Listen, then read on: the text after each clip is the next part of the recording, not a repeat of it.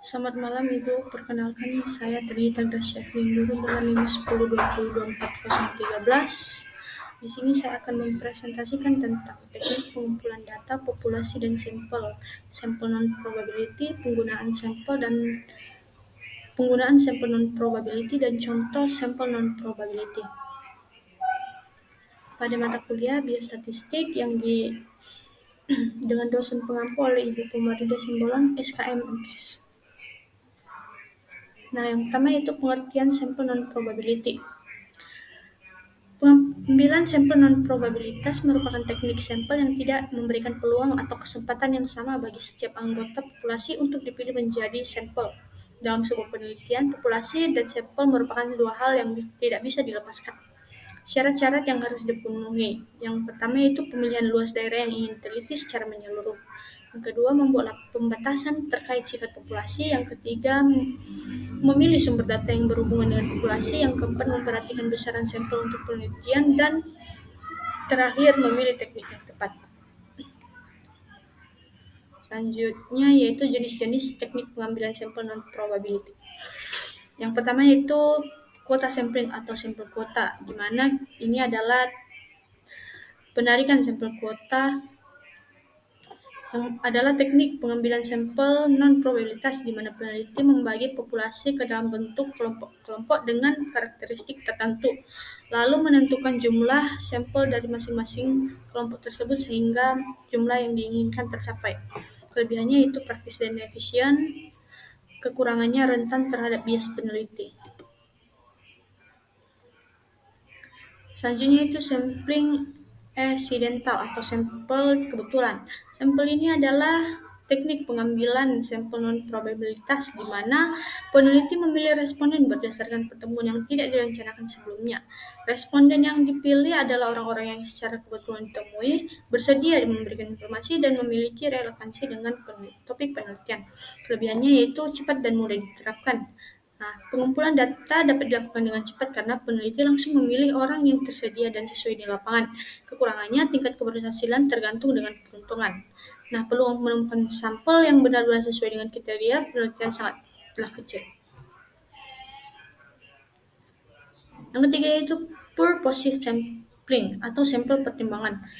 Sampel ini adalah sampel yang dipilih berdasarkan kriteria tertentu yang relevan dengan tujuan penelitian.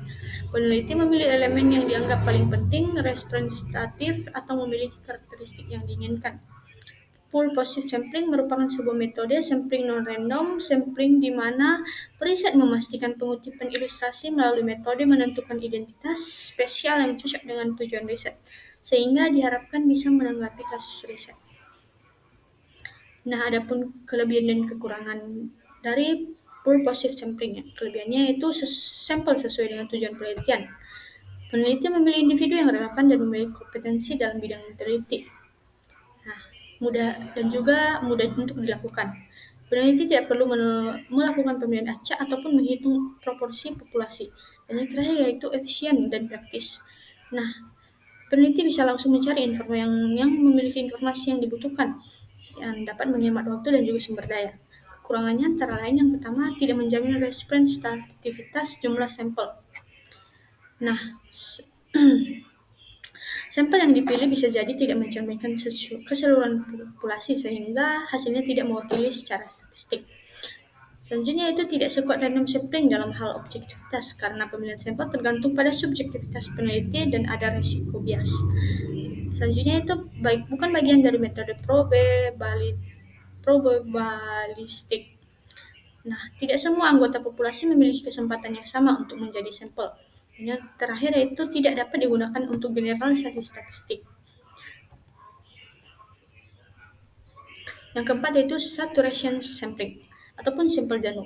Sampel jenuh atau saturation sampling merupakan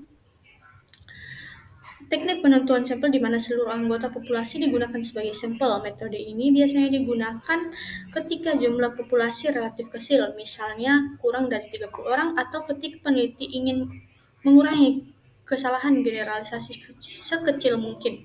Teknik ini sering disebut juga sebagai sensus karena tidak ada yang dikeluarkan dari populasi. Kelebihan dari sampel ini yaitu tingkat akurasinya yang sangat tinggi karena semua anggota populasi dijadikan sebagai sampel. Maka data yang diperoleh sangat representatif terhadap populasi tersebut. Kekurangannya yaitu kurang efisien untuk populasi besar. Nah, jika jumlah populasi besar, metode ini tidak praktis karena memakan banyak waktu, tenaga, dan juga biaya. Nah, selanjutnya itu snowball sampling atau sampel bola salju. Snowball sampling adalah teknik pengambilan non-probabilitas yang dilakukan secara berantai, di mana penelitian dimulai dari sejumlah kecil responden, lalu responden tersebut diminta untuk merekomendasikan individu lain yang relevan. Proses ini terus berlanjut hingga jumlah sampel mencukupi. Dengan kata lain, snowball sampling adalah tata cara pengambilan sampel dengan cara berantai ataupun multitingkat. Adapun kelebihan dan kekurangannya. Yang pertama itu kelebihannya. Yang pertama bisa dimulai dari informasi yang sangat sedikit. Hanya perlu satu atau dua responden awal, kemudian jaringan responden berkembang secara alami. Yang kedua yaitu membantu menjangkau populasi tersembunyi atau sulit diakses. Nah, ini efektif untuk meneliti kelompok sosial atau komunitas khusus yang sulit ditemukan melalui metode sampling biasa. Dan yang terakhir yaitu memberikan hasil yang akurat jika jumlah responden cukup besar. Dengan jaringan responden yang luas, informasi dapat diperoleh akan semakin kaya dan mendalam. Kekurangannya yaitu boros waktu dan biaya jika responden sulit ditemukan. Yang kedua, potensi bias sangat tinggi karena responden cenderung merekomendasikan orang yang serupa dengan mereka. Yang ketiga yaitu beresiko tinggi untuk riset bertema sensitif. Dalam kasus yang menyangkut identitas pribadi atau isu kontroversial, teknik ini bisa menimbulkan risiko etis dan keamanan baik bagi peneliti maupun responden. Selanjutnya itu penggunaan kuota sampling. Kuota sampling digunakan untuk memastikan bahwa jumlah setiap kategori, misalnya berdasarkan jenis kelamin atau usia, sesuai dengan proporsi atau populasi. Misalnya, jika populasi terdiri dari 60% perempuan, maka peneliti akan mengumpulkan 60% sampel perempuan dari jumlah total responden yang ditentukan tanpa pemilihan acak. Selanjutnya itu penggunaan accidental sampling. Ini adalah teknik pengambilan sampel secara kebetulan di mana responden dipilih berdasarkan siapa saja yang tidak sengaja ditemui dan dianggap sesuai dengan sumber data. Metode ini digunakan ketika peneliti tidak memiliki daftar populasi dan membutuhkan pengumpulan data secara cepat dan praktis. Misalnya dalam survei di tempat umum seperti pusat perbelanjaan ataupun jalan raya. Selanjutnya yaitu penggunaan purposive sampling.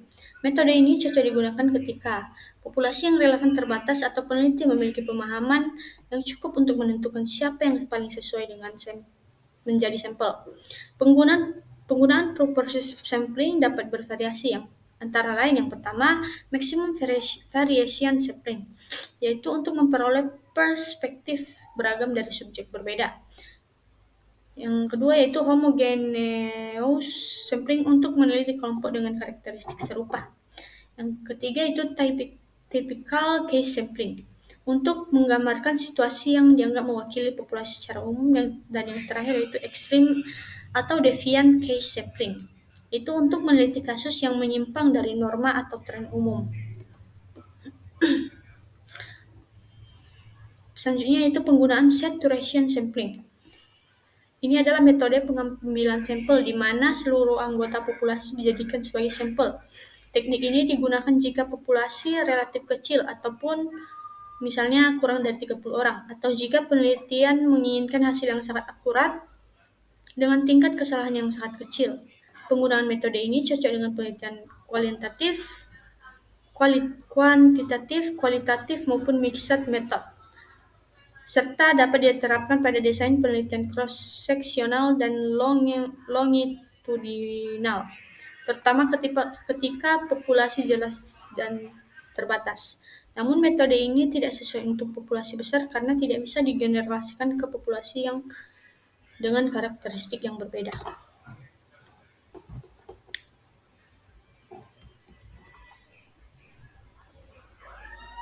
Selanjutnya itu penggunaan snowball sampling.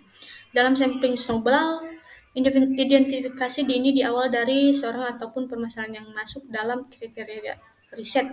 Setelah itu bersumber pada ikatan keterkaitan langsung ataupun tidak langsung dalam suatu jaringan. Bisa ditemui responden selanjutnya atau unit ilustrasi selanjutnya. Demikian seterusnya. Proses sampling ini berjalan hingga diperoleh data yang lumayan serta jumlah ilustrasi yang cukup serta akurat untuk bisa dianalisis guna menarik kesimpulan penelitian.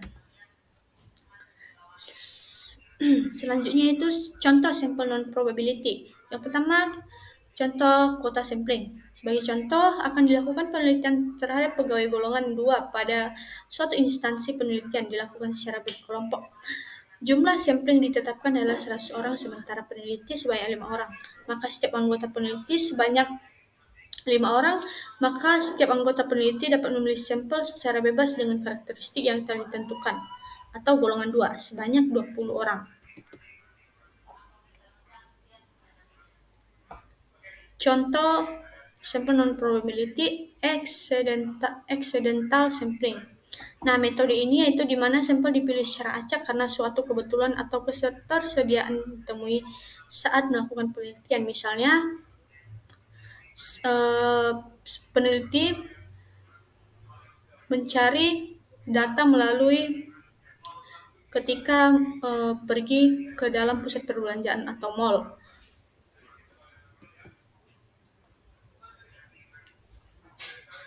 Selanjutnya itu contoh sampel purposive sampling.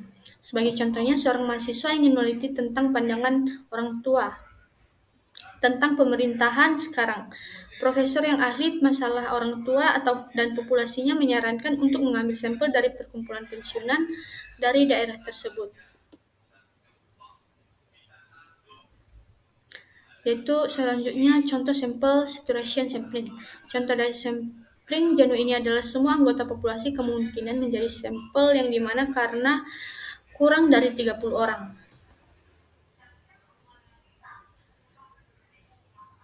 Selanjutnya itu contoh snowball sampling.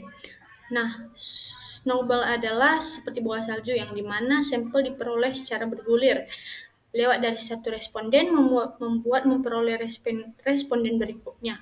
Nah, responden yang terpilih mempunyai tingkatan kegunaan yang sistematis.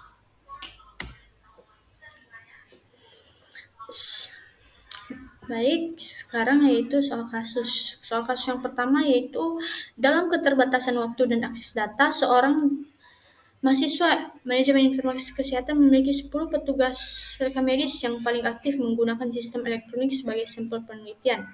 Jenis sampel non-probability yang paling sesuai untuk kasus ini adalah A. Simple random sampling, B. Quota sampling, C. Purposive sampling, D. Systematic sampling, dan E. Area sampling. Nah, jawaban yang benar yaitu C. Purposive sampling. Nah, adapun pembahasannya, purposive sampling atau sampling adalah teknik pemilihan sampel secara sengaja berdasarkan kriteria tertentu seperti petugas yang paling aktif, bukan sembarang ataupun petugas yang dipilih berdasarkan tujuan. Selanjutnya yaitu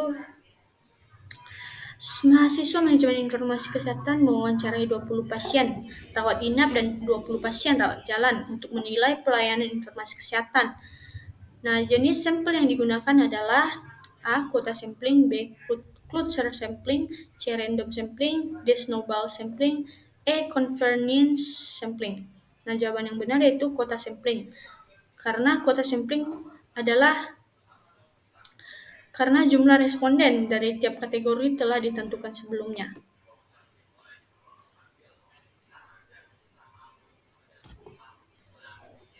Baik, sekian video animasi dari saya. Jika ada kesalahan dalam